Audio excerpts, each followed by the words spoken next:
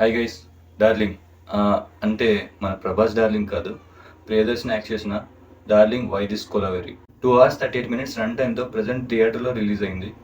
Acted by Priyadarshan, Nabha Natesh and Brahmanandam గారు.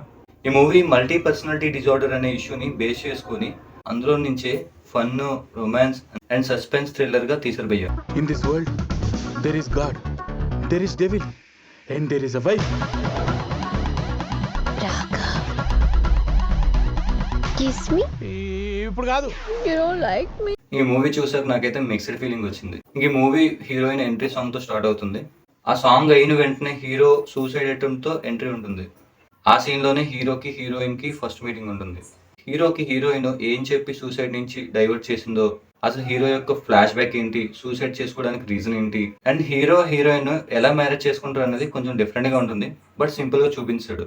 ఆ తర్వాత అసలు సమస్య హీరోది కాదు, హీరోయిన్ అని ఒక సస్పెన్స్ రిలీజ్ చేస్తాడు. అదేంటనేది ట్రైలర్ లో మీకు ఆల్రెడీ అర్థమైపోయి ఉంటుంది. అదేంటంటే హీరోయిన్ కి ఒక స్ప్లిట్ పర్సనాలిటీ డిజార్డర్ ఉంటుంది. దానివల్ల హీరో లైఫ్ ఎలా చేంజ్ అయిపోతుంది, ఎన్ని ప్రాబ్లమ్స్ ఫేస్ చేస్తాడు, అండ్ చివరికి ఎలా సాల్వ్ చేస్తాడు. అకార్డింగ్ టు సందీప్ రెడ్డి వంగ, నీ పిల్లం నిన్ను కొట్టచ్చు, నా పిల్లం నన్ను కొట్టచ్చు, కానీ నీ పిల్లం నిన్ను కొట్టి నీ ఫ్రెండ్స్ని కూడా కొట్టుడేంద్రా?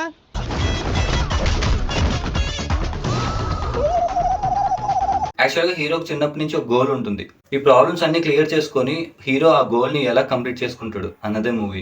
ఆ గోల్ చాలా డిఫరెంట్ గా ఉంటుంది భయ్య, మీరు సినిమా చూస్తే తెలుస్తుంది. మూవీ ప్లస్ పాయింట్స్ వచ్చి హీరో హీరోయిన్ కొన్న ప్రాబ్లమ్ ని సాల్వ్ చేయడానికి ట్రై చేసిన విధానం సింపుల్ గా ఉన్నా కొంచెం క్లియర్ గా చూపిస్తాడు. అండ్ హీరో హీరోయిన్ కి ఆ టైంలో చెప్పిన మాటలు తన ఎమోషన్స్ చెప్తున్నాడు అనిపిస్తుంది కానీ, బట్ ఆ డైలాగ్స్ తో మూవీ లాస్ట్ లో హీరోయిన్ కు ఉన్న పెద్ద సమస్యని క్లియర్ చేస్తాడు.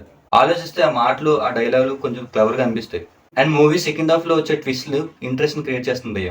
మీకు మైనస్ పాయింట్స్ వస్తే మూవీ ఫస్ట్ హాఫ్ అంత ఎంగేజింగ్ గా అనిపించదు, కొంచెం ల్యాగ్ చేస్తున్నట్టు అనిపిస్తుంది. బట్ మూవీ సెకండ్ హాఫ్ లో ఇంట్రెస్ట్ ని క్రియేట్ చేస్తుంది. ఈ మూవీలో కామెడీ అంత ఎఫెక్ట్ ని క్రియేట్ చేయలేదు. బ్రహ్మానందం గారు 3-4 టైమ్స్ లో అక్కడక్కడ కనిపిస్తారు కానీ బ్రహ్మానందం గారి కామెడీని సరిగ్గా వాడుకోలేదు అనిపించింది. ఫైనల్ గా నా కన్క్లూజన్ ఏంటంటే Priyadarshini acting and comedy and split personality disorder తో వచ్చే డిఫరెంట్ థ్రిల్లింగ్ మూవీస్ ని ఇష్టపడే వాళ్ళు ఖచ్చితంగా ఈ మూవీని చూడొచ్చు. Strictly one time watchable, especially second half లో వచ్చే ట్విస్ట్ కోసం చూడొచ్చు. ఇంక ఈ మూవీకి నేను ఇచ్చే రేటింగ్ 2.5/5.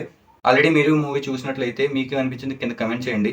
అలాగే నా రివ్యూ మీకు నచ్చినట్లయితే ఈ వీడియోని లైక్ చేయండి. ఫర్దర్ గా మన ఛానల్లో వచ్చే మంచి మంచి మూవీ రివ్యూస్ మిస్ కాకూడదు అనుకున్నట్లయితే మన ఛానల్ సబ్స్క్రైబ్ చేసి బెల్ సింబల్ క్లిక్ చేసి ఆల్లో పెట్టుకోండి. మళ్ళీ మరో కొత్త మూవీ రివ్యూతో మీ ముందుకు వస్తా. అప్పటి వరకు టేక్ కేర్, బాయ్.